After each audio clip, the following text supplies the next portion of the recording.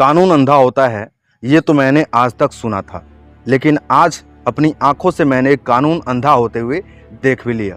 मैं ये बात इसलिए बोल रहा हूँ क्योंकि अभी राजस्थान के भीलवाड़ा ज़िले में एक ऐसी घटना सामने आई जिसको देख करके कानून भी शर्म से अपना सर झुका लेगा। क्योंकि अभी राजस्थान के भीलवाड़ा ज़िले में एक सीएनजी पेट्रोल पंप पे जा करके एक एसडीएम साहब, जिनका नाम छोटू लाल शर्मा है, वो अपनी गाड़ी में सीएनजी गैस भरवाने के लिए गए और उस जगह पे जा करके उन्होंने अपने पद का दोष जमाते हुए पेट्रोल पंप पे काम कर रहे कर्मचारियों को थप्पड़ जड़ दिए। सोच करके देखिए कि ये हमारे देश के जनता के सेवक हैं। और सिर्फ इतना ही नहीं, उस गाड़ी में बैठे हुए उनकी पत्नी ने पेट्रोल पंप के कर्मचारियों पर झूठा आरोप लगाया कि ये पेट्रोल पंप के कर्मचारी मुझे आंख मार रहे थे और मुझे माल शब्द कह करके पुकार रहे थे। झूठ बोलने की एक हद होती है, और जब अपने परिवार का गलत होने के बावजूद भी कोई साथ देने लग जाए तो इस बात से समझ सकते हैं कि अपने परिवार के लोग भी गलत में शामिल हो सकते हैं।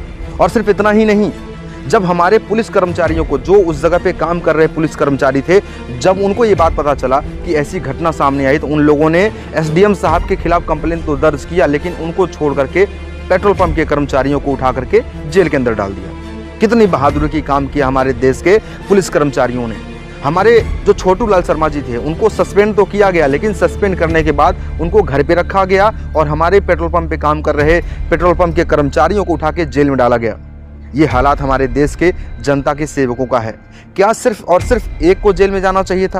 क्या एसडीएम साहब ने न्यूज़ रिपोर्टर में और मीडिया के रिपोर्टरों से बात करते हुए ये बात बोला कि मेरी बीवी को उन्होंने आंख मारा, उन्होंने गलत इशारे किए, मेरे बच्चों को छेड़ रहे थे? क्या है ये सब? आप सोच करके देखिए कि जनता का सेवक होने के बावजूद उनके मन में क्या चल रहा है और जनता का सेवक होकर के वो हमारी जनता के लिए क्या कर रहे हैं। अपने पद का दोष जमा करके लोगों को थप्पड़ मार दे रहे हैं।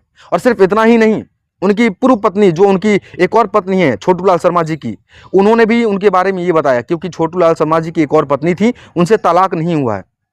उनको छोटू लाल शर्मा जी ने छोड़ दिया उनके घर पे ले जाकर के, और उनकी पूर्व पत्नी ने ये आरोप लगाते हुए बोला कि इससे पहले भी छोटू शर्मा ने कई सारे लोगों पर झूठे केस दर्ज किए, झूठे छेड़छाड़ के केस दर्ज किए, लोगों को फंसाया, डराया, धमकाया, मारा, इस तरीके के केस उन्होंने, और इस तरीके की बातें उनकी पत्नी ने बोला।